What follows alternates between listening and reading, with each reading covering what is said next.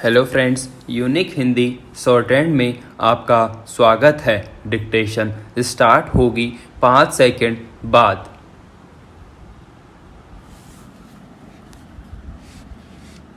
Start. सभापति महोदय, कुछ वर्ष पहले इसी सदन में यह सुझाव रखा गया था कि हमारे किसान जो अनाज पैदा करते हैं, जो भी फसल पैदा करते हैं, उसका बीमा करने की व्यवस्था की जानी चाहिए। इस सुझाव पर विचार करने के लिए कुछ सदस्यों ने एक योजना भी बनाई थी।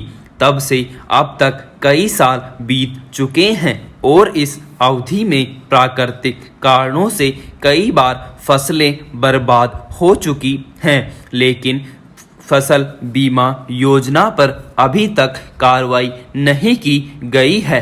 इस योजना को अभी तक लागू नहीं किया गया है। योजना आयोग ने यह आश्वासन दिया था कि वह इसके लिए आवश्यक धन की व्यवस्था करेगा।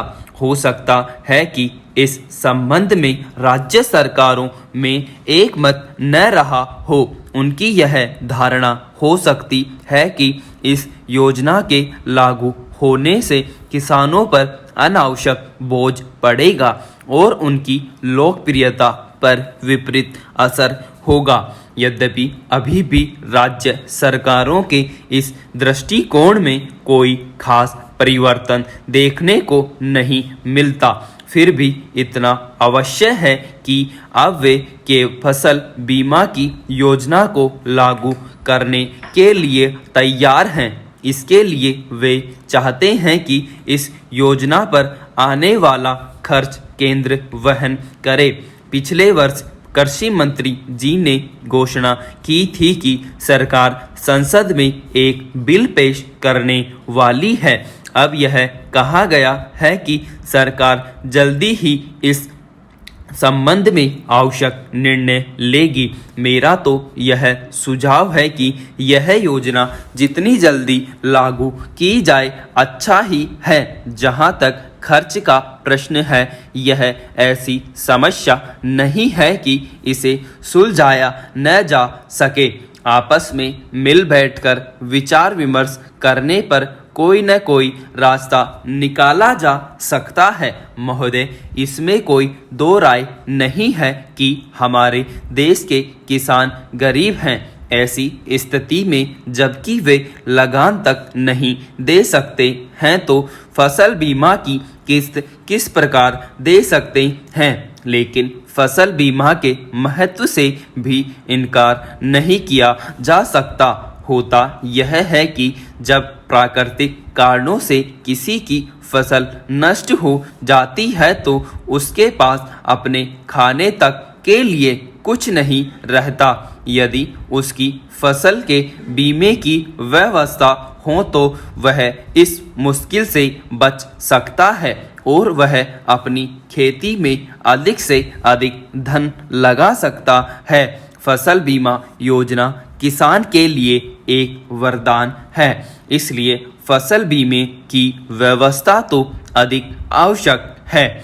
कृषि भी एक उद्योग है और किसी उद्योग में खतरे से बचने के लिए आवश्यक है कि उसके लिए बीमे की व्यवस्था हो। बीमा योजना से किसान अपनी फसल के प्रति आश्वस्त हो सकेगा और वह अपने उत्पादन को बढ़ाने के लिए भी प्रयत्नशील होगा। लेकिन सबसे अहम सवाल तो यह है कि इसका खर्च कौन वहन करे। इसमें कोई संदेह नहीं है कि यह केंद्र का विषय है और इस संबंध में राज्य सरकारों के ऊपर भार नहीं पड़ना चाहिए। महोदय, शिक्षा पर जो 800 करोड़ रुपये खर्च करने का प्रस्ताव रखा गया है, उसके महत्व को देखते हुए यह बहुत कम है। उसको और बढ़ाया जाना चाहिए, क्योंकि शिक्षा ही किसी देश की नींव होती है। जब उसके नागरिक शिक्षित होंगे, तब वह प्रजातंत्र भी सफल हो सकता है। इसलिए इस रकम को बढ़ाकर 2000 करोड़ रुपये करना चाहिए ताकि देश से निरक्षरता को दूर किया जा सके और हमारा देश प्रगति कर सके।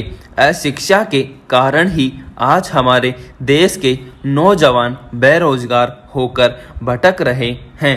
उनको केवल कॉलेजों की शिक्षा न देकर तकनीकी शिक्षा दी जाए तो वे अपना रोजगार स्वयं चला सकते हैं।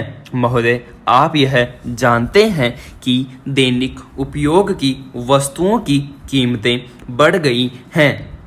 आज व्यक्ति की जो मूल आवश्यकताएं हैं, रोटी, कपड़ा और मकान, उनकी कीमतें बहुत बढ़ गई हैं। पुराने समय में जो चीज़ें विलासिता की समझी जाती थी, आज वे मध्यम वर्ग के लिए अनिवार्य हो गई हैं। उनमें से कोई वस्तु ऐसी नहीं है जिस पर कर न बढ़ाया गया हो, चाहे वह घरेलू सामान हो, सीमेंट हो, टेलीफोन हो, स्कूटर हो, साइकिल हो या पंखा हो। इस बजट में आपने मध्यम वर्ग को इस प्रकार दबाया है कि आज शहर और गांव के रहने वाले लोग परेशान हैं।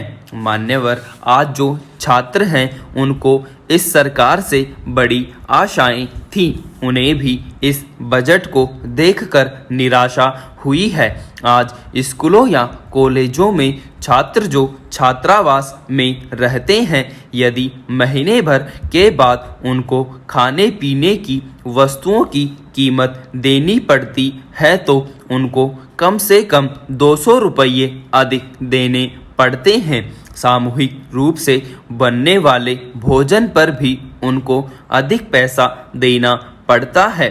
जो लोग बाहर साधारण होटलों में खाना खाते हैं, उनको भी निश्चित रूप से अधिक कीमत देनी पड़ेगी। यदि बेरोजगार व्यक्ति कहीं पत्र भेजेगा तो नौकरी के लिए आवेदन पत्र पर भी उसको डाक खर्च के रूप में अधिक पैसा देना पड़ता है। जो स्थानीय छात्र बसों या अपने वाहनों से यात्रा करते हैं, उनको बढ़ी हुई दरों से पेट्रोल खरीदना पड़ेगा या बसों का अधिक किराया देना पड़ेगा।